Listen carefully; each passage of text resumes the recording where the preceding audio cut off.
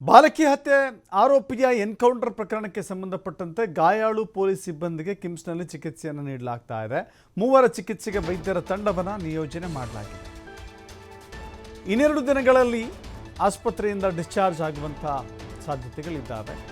ಈ ವಿಚಾರವನ್ನು TV5ಗೆ ಕಿಮ್ಸ್ನ ನಿರ್ದೇಶಕ SF ಕಮ್ಮಾರ್ ಹೇಳಿಕೆಯನ್ನು ಕೊಟ್ಟಿದ್ದಾರೆ.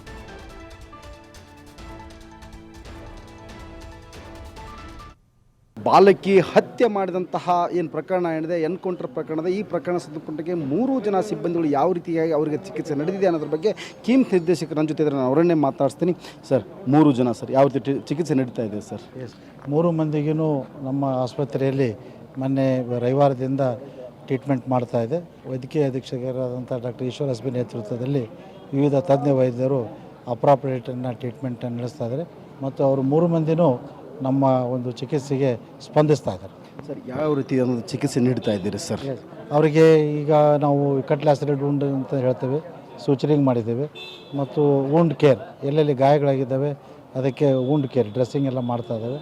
ಅದಕ್ಕೆ ಬೇಕಾದಂಥ ಅಪ್ರಾಪ್ರಿಯೇಟ್ ಆ್ಯಂಟಿಬಯೋಟಿಕ್ಸು, ಅನಾಲಿಸಿಕ್ಕು ಮತ್ತು ನೆಸಸರಿ ಇನ್ವೆಸ್ಟಿಗೇಷನ್ ಆದಂಥ ಅಲ್ಟ್ರಾಸೌಂಡು, CT ಸ್ಕ್ಯಾನು ಮತ್ತು ಬೇಕಾದಂಥ ಉಳಿದ ಬ್ಲಡ್ ಇನ್ವೆಸ್ಟಿಗೇಷನ್ನು ಮಾಡಿಸಿ ಅವರಿಗೆ ನಾವು ಟ್ರೀಟ್ಮೆಂಟ್ ಕೊಡ್ತಾ ಇದ್ದೀವಿ. ಸರ್, 3 ಜನ ಆರೋಗ್ಯ ಹೇಗಿದೆ ಸರ್?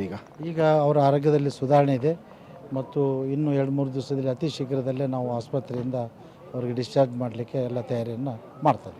ವಿಶೇಷವಾಗಿ ಲೇಡಿ PSI ಅನ್ನಪೂರ್ಣ ಅವರ ಆರೋಗ್ಯ ಹೇಗಿದೆ ಮತ್ತು ಆರೋಗ್ಯದ ಬಗ್ಗೆ ಹೇಗೆ ಕಾಳಜಿ ವಹಿಸಿದ್ರಿ ಸರ್ ತಾವು? ಅದೇ ಅವರು ಆರೋಗ್ಯದಲ್ಲಿಯೂ ಸುಧಾರಣೆ ಕಂಡು ಬಂದಿದೆ. ಸಾಕಷ್ಟು ಸ್ವಲ್ಪ ರೆಸ್ಟನ್ನು ಅವರಿಗೆ ಬೇಕಾಗಿದೆ.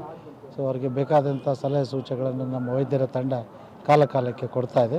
ಅವರು ನಮ್ಮ ಚಿಕಿತ್ಸೆಗೆ ಸ್ಪಂದಿಸ್ತಾ ಇದ್ದಾರೆ. Okay, thank you sir. ಈಗಾಗಲೇ 3 ಜನ ಏನು ಸಿಬ್ಬಂದಿಗಳಿದ್ರು ಅವರ ಆರೋಗ್ಯದಲ್ಲಿ ಚೇತರಿಕೆ ಕಾಣ್ತದೆ. ಅವರಿಗೆ ಬೇಕಾದಂತಹ ಎಲ್ಲ ಚಿಕಿತ್ಸೆಯನ್ನು ನಾವು ಕೊಡುವಂಥ ಕೆಲಸ ಮಾಡ್ತೀವಿ. ಇನ್ನು 2 ದಿನದಲ್ಲೇ ಅವ್ರನ್ನ ಇಲ್ಲಿಂದ ಡಿಸ್ಚಾರ್ಜ್ ಮನೆಗೆ ಕಳಿಸುವಂಥ ಕೆಲಸ ಮಾಡ್ತೀವಿ ಅನ್ನೋದು ಕಿಮ್ಸ್ ನಿರ್ದೇಶಕರ ಮಾತು. ಕ್ಯಾಮ್ರಾ ಪರ್ಸನ್ ಬರ್ ಜೊತೆ ಯಲ್ಲಪ್ಪ ಸೋಲರಗೊಪ್ಪ, TV5 ಹುಬ್ಬಳ್ಳಿ.